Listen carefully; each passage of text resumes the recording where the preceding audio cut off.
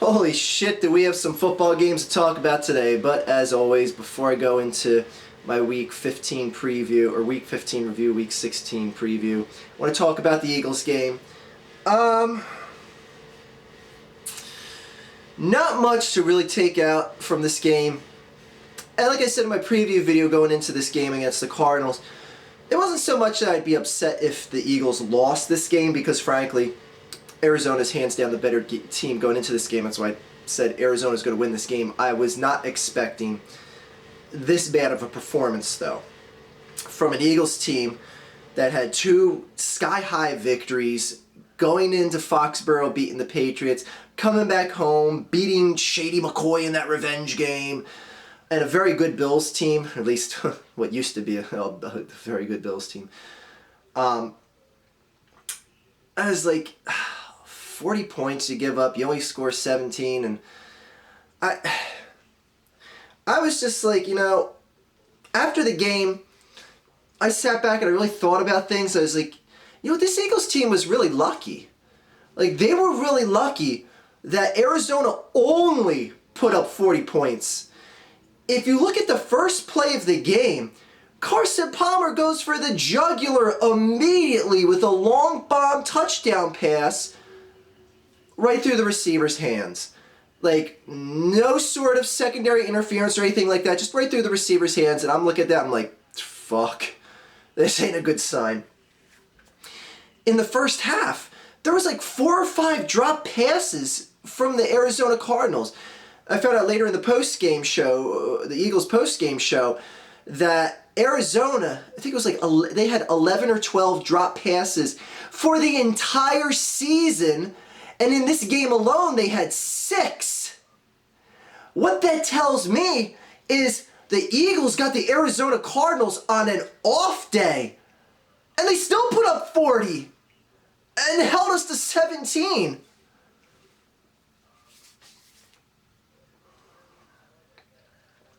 See, that right there speaks volumes of the level you are at being a competitor against a top-tier team like that.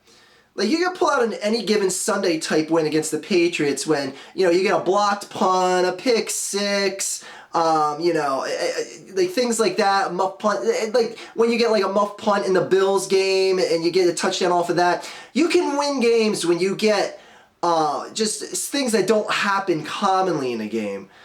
But when you play someone like Arizona, they have to play perfect football in order to beat them. And you can't be a team that has to play perfect football or rely on unconventional things like a pick six, a punt return touchdown, and stuff like that to happen in order to beat a team. Because that's what you had to have happen to beat the Patriots. You had the Bills had a muff punt. They gave up the ball, led to an Eagles touchdown. And those are differences in those two games. Whereas like Arizona, you're not getting a muff punt, you're not getting a pick six, and you're not even getting an interception. When you're not even getting stuff like that in a game like that, then you're going to get torched. 40-17 is what you saw. You saw from a team that had an off day that got the dropsies all of a sudden. And you still weren't even close to beating them. So what I take out from this Eagles game is that unless you get some fluky things happening, this team is not going to beat the elites of the league. It just ain't going to happen. They can beat the elites of the league with an any given type Sunday loss that they dish out. Again, like I said, if you get a pick six, a punt return, and stuff like that. But they're just not at the level for these teams. And once again, this is becoming a common theme. Kiko Alonso, this motherfucker straight up does not look like he knows how to play the position, doesn't want to play the position, doesn't want to get contact. Either he's fearful that he's going to fuck up his knee again, or his knee needs some postseason surgery. I don't know what the fuck it is. But this guy just looks like complete fucking trash. And we gave up Shady for this motherfucker. Like, he's got to start looking like he can play the game of football at linebacker next year. He can hit the fucking bricks. I don't care if we got to eat the Shady trade or not. He's got to hit the fucking bricks if next season he looks like the same level of shit. Jesus Christ, you had, Marcus Smith got half a sack. Marcus Smith got half a sack in this game. And the DeMarco Murray thing, this is the last thing I want to touch on before I go into my week review here. DeMarco Murray has to be taken off this team. Has to. He's been given enough of a chance to prove what he can do on this team. They stuck stubbornly with making him the starting running back, giving him the majority of touches, and still, at best, only seeing 60 to 80 yards production out of him. And one of the main reasons why he has to be taken off this team is because obviously the coaching staff has put no trust in him. Now, like I said in my review video after the game, I had no problem with the Eagles going for it on 4th and 2 feet when they're at like the 7 or 8 yard line of Arizona. At the 2-minute warning, I'm like, you know what? You got to get touchdowns there, because kicking field goals when you're less than 10 yards away from scoring a touchdown isn't going to beat a team like Arizona. You got to go for the jugular, put 7 points on the board in a play like that. Like I said, I had no problem going for it there, but you got to bring DeMarco in on that. You got to bring DeMarco in on 4th and short. You got to do it. And the fact that they didn't shows me that now the coaching staff has no faith left in him. Because frankly, he was the guy that they brought in to convert those 4th and shorts that Shady wouldn't convert. Like what you saw in the game against San Francisco last year. Like what you saw in the game against Arizona last year. Or last season. And the fact that he didn't come in, I was like, this team is done with DeMarco, so they got to let him bounce. They got to eat his contract, take the cap hit, and that's what pisses me off about it.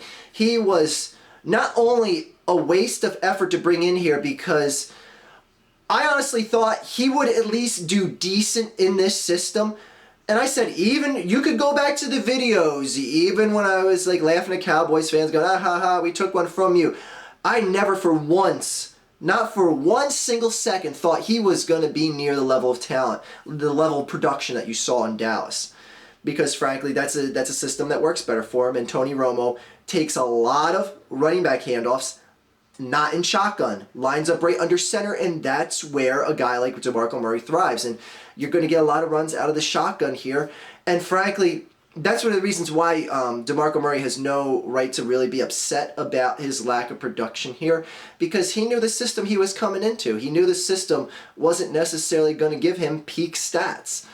And frankly, like that, you don't really have much of a right to complain, because, like I said, going into it, I didn't think he was going to be this fucking bad. His numbers were going to be this bad. And it's not so much that he's that bad, but it's just not a system that's designed for him to thrive in. And I knew that even going into the DeMarco Murray signing, so he should have fucking known that too. So crying about it now and saying, like, you know, okay, not that he's saying this out loud, but you know he's thinking it, saying, like, you know what? If they just line up under center, line the quarterback under center, let me run with speed out of the backfield before I touch the ball, I'm going to have better numbers. Like, yeah, okay, we all know that, but you knew the system coming in here, DeMarco. You knew that you were going to be running out of shotgun. The quarterback's going to be in shotgun formation. So, he's got to go. Basically, the only good thing from the DeMarco signing is it basically crippled the Dallas Cowboys season. But frankly, where was that team going even if they had DeMarco? That's saying that, you know, Romo also got injured as well. But frankly, I don't think Romo gets 2 broken collarbones if DeMarco's on the team, because that was one of the death knells to that team is Romo having to drop back and pass that much more because Dallas couldn't rely on the running game. So, I mean, congratulations. We kept the Cowboys from making the playoffs by signing DeMarco Murray and fucking up cap space. There's, you know, a big free agent we won't be able to sign because we have his cap space locked up. Anyways, just a colossal waste of time and cap space is what the whole DeMarco Murray situation ended up being. Anyways, let's go into our Week 15 review here. We got a lot to talk about, especially with one specific game that I'm sure you all know what I'm getting at here. Tampa at St. Louis. St. Louis wins 31-23. Tampa that was the team that I thought was like, flirting and could have possibly snuck in and took a wild card, but man, they've just been playing some flat football as of late. St. Louis, good for you. Have fun with Mettenberger, and talk about a team wasting a contract like the Eagles did with DeMarco. Man, you guys re-up Nick Foles for 2 years there in St. Louis. Not a wise decision. Saturday Night Football, New York Jets, Dallas Cowboys. Jets win. Classic game. 19-16. Come here, Dallas fans. Come here. Come here. Come here. Come here.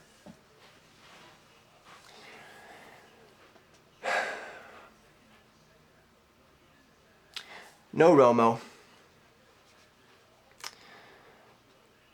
Do the Browns have Tony Romo?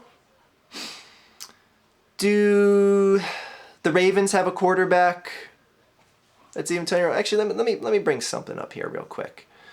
Let me just bring something up here real quick. Hold on a second here. Let's see. Do the Buffalo Bills have a Tony Romo? Oh yeah, I like Tyrod Taylor, so How about the Miami Dolphins? Do they have a Tony Romo? Cleveland's got one more loss than you. Baltimore has the same amount of, one more win than you. That's same with the loss. But anyway. The Colts. The Colts are playing with a senior citizen at quarterback. They got 6 wins. Let's see here. Let's see how they go to the NFC real quick. Okay, Dallas, you got 4 wins. New Orleans, they got more wins. St. Louis, no Romo there. They got 6 wins. San Francisco has the same amount of wins with a backup quarterback. All these teams that don't have a Tony Romo have at least the same amount of wins as the Dallas Cowboys do.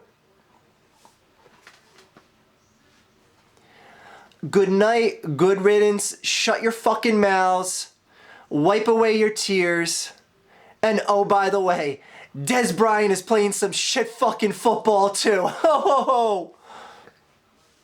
Re-sign Greg Hardy, by the way. Re-sign Greg Hardy, and all the great karma that brought you, Dallas. We don't have Romo. A lot of other teams don't have Romo, motherfuckers, and they're still winning the same or more games than you are. Face it, your team just fucking sucks. But I'm pulling for you these final 2 weeks. I'm pulling for you. Because you're going to fuck up your draft pick and you know it. But even if you don't, you know Jerry's going to pick the wrong boy. He's going to get the wrong guy to do the job. He's going to pick some piece of shit that's going to end up being nothing. I mean, enjoy all those top picks that you spend on those offensive linemen. Because unless you get a solid running game, Romo ain't going to stay healthy for a full season ever again. And you know it. And frankly, Dez, his talent's falling off. And you know it. Unless you get a solid running game that actually strikes fear in people, you ain't going anywhere. And you know where else you're not going? Is out of the fucking basement. Sleep tight down there. We'll throw an extra blanket down there for you because it's getting near January. It's going to get cold. It's going to get very cold down there in the basement. Fuck you, Dallas. Oh, Archie, no love lost for the Dallas Cowboys, as always, I know. Thank you, Jets. You ended that fairy tale of a season. Hearing the commentators in the game, the Dallas Cowboys still have a chance if they run the table, and every other team in the NFC East loses 2 of 3. The fuck out of here. Alright, anyways, Arizona beat Philadelphia. We already went over that. Kansas City. Like I said in my preview video, like as if this team didn't need any more momentum to go into the playoffs with. Kansas City, 34. Baltimore Ravens, 14. This is going to be a tough pill to swallow if us in Philadelphia have to see Andy Reid do damage in the playoffs, and I hate to break it to you, but Kansas City is not one of the teams I would want to face. Started out the season 1-5, haven't lost a game since. That team is a buzzsaw, getting ready to fuck up whoever gets in its way. And frankly, they're going to run the table going into the playoffs based on who they have left to play, unless they rest guys or whatever. That may come into the equation week 17, who knows. But I fucking hell would not want to get in the way of Kansas City right now. Because that's one of those teams. There's two other teams, actually three other teams, that aren't number ones that could sneak into the playoffs, that are going to go into the playoffs and have the potential to not get a number one. Like, I would not be surprised if Kansas City knocked out someone like a New England Patriots in the divisional round. Like, that wouldn't surprise me for a second. Anyways, but that's based on where the seeding is and everything. We'll get there when we get there. Anyways, Houston at Indianapolis. Who cares? Matt Hasselbeck's quarterbacking, and the guy that played for Dallas last year, the guy that was on the Brown. Forgetting his. He's now quarterback for the Houston Texans. Brandon Whedon, god damn it. Fucking hell, what a, who is going to win the AFC South? I mean, is a team with Brandon Whedon at quarterback going to win the AFC South? Like, I can't even comprehend that. I can't even fucking comprehend that shit. And the best team going into my next review here, the Atlanta Falcons and the Jacksonville Jaguars. The Jaguars shit away their chance. I mean, they still have a chance, but it's like, at least you have an up-and-coming quarterback on your team. Fuck Jacksonville. How do you lose to the Falcons? There's so much on the line here, man. I was disappointed in the Jags. Like, I'm rooting for the Jags. I'm like, oh man, they're that up-and-coming team that I want to see something special happen with. And they fucking lose. Lose to the rise-down Falcons. The crash-down Falcons. Oh, fuck. Speaking of teams crashing down, Chicago loses 17-38 to Minnesota. At least it wasn't because of your kicker fucking up in this one, Chicago. You just lost it outright to a better team that stomped you into the curb. Tennessee, 16. New England, 33. It's basically what you expected out of this matchup. Frankly, it should have been like 60 points for New England. And now to the game that is going to encompass the most amount of time that I'm going to talk about review-wise here. Carolina 38, New York Giants 35. Now, there is no love lost in this game. I like seeing NFC East teams lose, specifically the Giants and the Cowboys.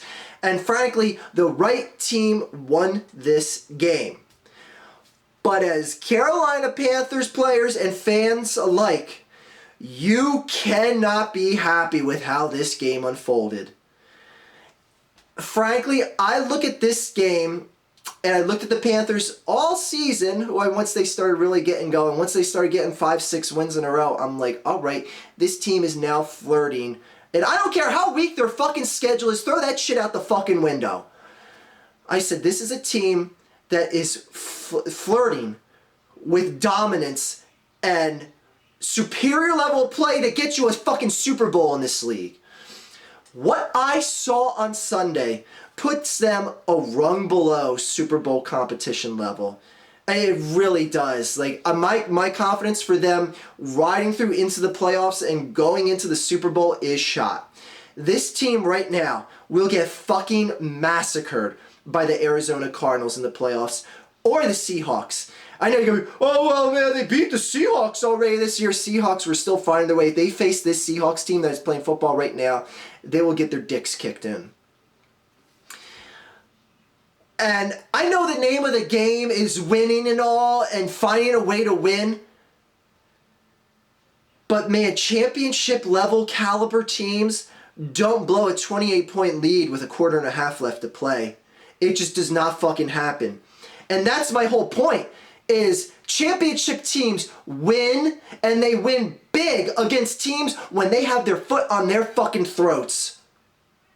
35-7 halfway through the third quarter, and you let that team come back, tie the game at 35? Championship level teams don't let that happen. No way, no how, other than there being like lightning bolts coming out of the sky and hitting main players on the bench. Like that, like other than that happening, there's no fucking excuse. That is not a championship level squad, and all I'm stressing to you Carolina fans is don't get your hopes up. If they make me eat my words, they make me eat my words, but I'm telling you right now as a football realist, and I see things, I've been following this sport for a long fucking time, this is not a championship level squad. This is a team that honestly, and their fans that may just start sniffing that record and think they're untouchable and get punched right in the fucking mouth, just like the 15-1 Packers did. And they suffered that weak loss. It was like week 14, 15 to a very weak Chiefs team. I think the Chiefs had like 4 or 5 wins. And then went into the playoffs in the divisional round. And Eli and Strahan in his final year came in and whooped that Packer ass at Lambeau. 15-1 record, and you get bitched out by a team that was 1 game over 500. All I'm saying is don't get your hopes up. Now, the other focal point of this game is obviously the Odell Beckham situation and Josh Norman.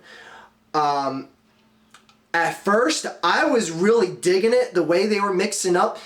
That was 2 Titans going at each other. ODB is going to be one of the future great stars, is frankly already one of the biggest wide receiver stars in the game, but he's got Super Bowl potential written all over him. Same with Norman.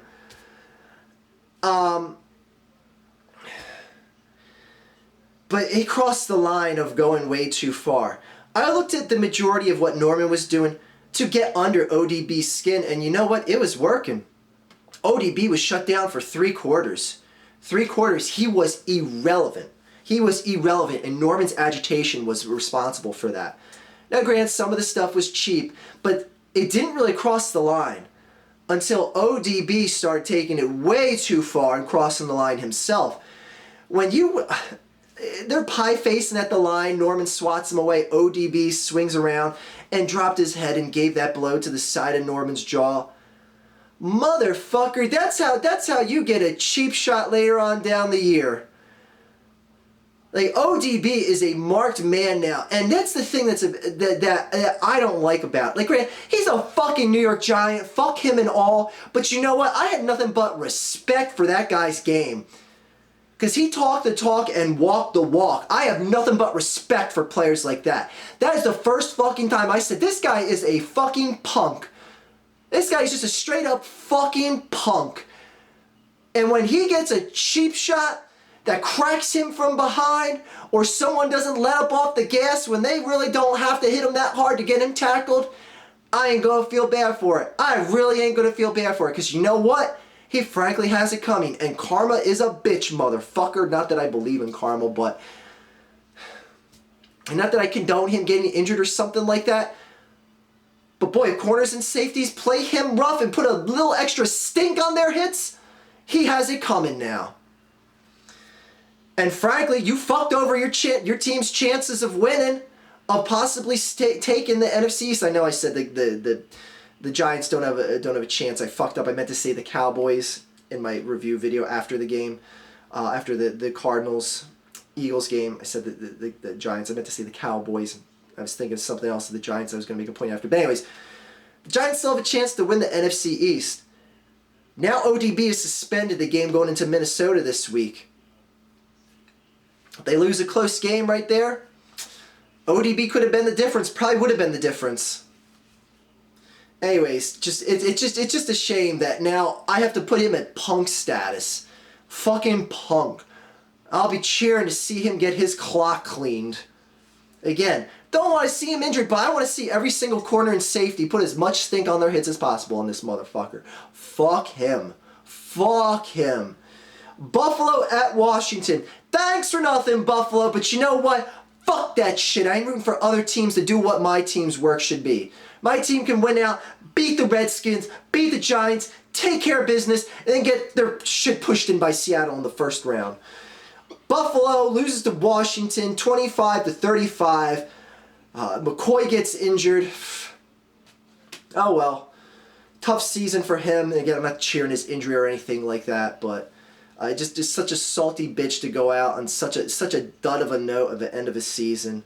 He's going to be even more bitter next year. I can't wait to see what a crybaby bitch he turns into next year. God, I'm so fucking worked up in this video, guys. Green Bay at Oakland. Green Bay 30, Oakland 20. Green Bay, another team that the Eagles could possibly face if they make it into the playoffs in the first... Actually, no, they'd have to play a wild card. Green Bay's going to... Well, I don't know. Green Bay might not. So Minnesota still has a chance of winning and then bucking Green Bay down to a wild card status. But anyways, Cleveland at Seattle. Oh, shit. Seattle train's still chugging along. 30-13 over Seattle. It's another one of those teams. I said there was 3 other teams besides the Chiefs right now that I would not want to face in the playoffs. There's basically 4 teams that are going to go in not as number 1. That's almost slipped up. Said the other team from Ohio that isn't the Browns, but that ain't one of them. Seattle, Pittsburgh, Kansas City, and the Cardinals in Arizona. With all cities in the last one, I went with the team name. Anyway, I wouldn't want to face either one of those 4 teams right now. Neither one of those teams are going to go in ranked as number 1, and all of them can beat a number 1 right now, and I won't be surprised if they do. Denver at Pittsburgh. Pittsburgh. Actually, did I mess up and not say Pittsburgh is one of the 14? Anyways, Pittsburgh is one of the 14. Pittsburgh 34, Denver 27. Holy shit. That team from Ohio that is not the Browns still stands a chance of getting a bye into the playoffs. Denver's just... still stick with Osweiler. I would still... do what you want in Denver. Pittsburgh, never underestimate them. That's just a team that knows how to win. Just a team that knows how to win. That's all there is to it. Miami at San Diego. Wow, who gives a fuck? San Diego wins 30-14. Cincinnati, the team from Ohio that isn't the Cleveland Browns, 24. San Francisco 14. Congratulations, you beat Blaine Gabbert. I don't like that team. I don't like that team. Detroit 35, New Orleans 27 in the who cares Monday Night Football game of the week. Not to be confused with all the other Monday Night Football games of the week. Good on you, Detroit. Positive momentum going into next season and positively pushing yourself out of a top 10 draft pick. Let's go right on into next week's predictions. Week 16, San Diego at Oakland. Wow. Oakland with a... Actually, no, they got no shot. Did they have a shot to make the playoffs? What, they got 6 wins? They got 6 wins. No, that's not enough to make it in the AFC, though. San Diego at Oakland in what's now that I've figured out is a who gives a shit game of the week. Well, who gives a shit Thursday Night Football game. Oakland, who, and I thought San Diego at this point would be battling for a playoff spot. Man, I was a little bit wrong on that one. Look for Oakland to win at home, basically because they're 10 times a better team than San Diego is anyway. Saturday Night Football. I'm not going to go into my prediction here, but I hate fucking Saturday Night Football games, especially these last 2 weeks, because I'm always not home because I got shit to do because it's the holiday season, and I'm not going to be home to see this fucking Redskins game either. Fucking hate these Saturday Night Football games, man. People get shit to do around the holidays. Keep it on Sunday, man. Okay, that's going to be basically for the division. If the Redskins win, the Eagles' season's over. That Week 17 game is going to be for nothing against the Giants. Anyways, I'll go into my prediction a little later. Yep. Fucking eyelashes falling out while I'm making a video. Carolina at Atlanta.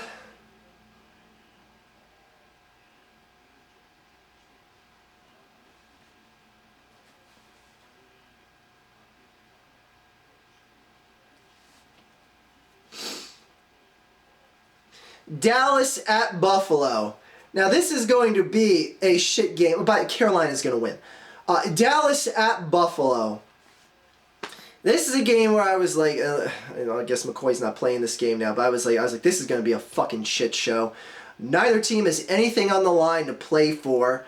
I had visions of Greg Hardy choking McCoy or something at the line and trying to shove his fist down his throat and rip his lungs out or some shit. I just see Greg Hardy go ballistic. He's like, fuck this, no one's going to re-sign me. I'm just going to start taking my helmet off and killing motherfuckers. Not that I'm rooting for that, but you sign a beast, you get a beast, and you did well with that signing. That was money well invested, Jerry Jones.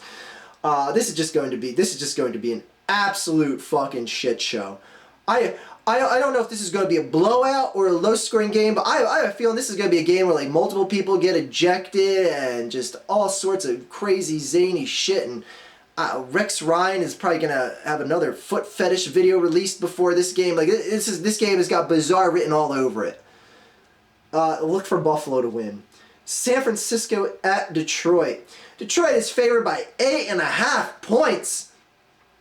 8.5 points. What did you think? Like, going from like the halfway point on in this season that you thought Detroit would ever, no matter who the opponent was, be favored by 8.5 points? I guess I got to go with Vegas and say Detroit's going to win this one. Cleveland at Kansas City. Again, like Kansas City needs any more momentum to go into the playoffs. Jesus, talk about priming a buzzsaw. Kansas City's going to win, obviously. Indianapolis at Miami. Wow, what a great game. Not. Look for old man Hasselbeck to win a game. Again. New England at the New York Jets. I would say the Jets stand a chance of winning this game at the home, but they look so fucking bad against the Cowboys last week. The Patriots are going to whoop that ass. Basically, probably put to bed, lock down the 1 seed.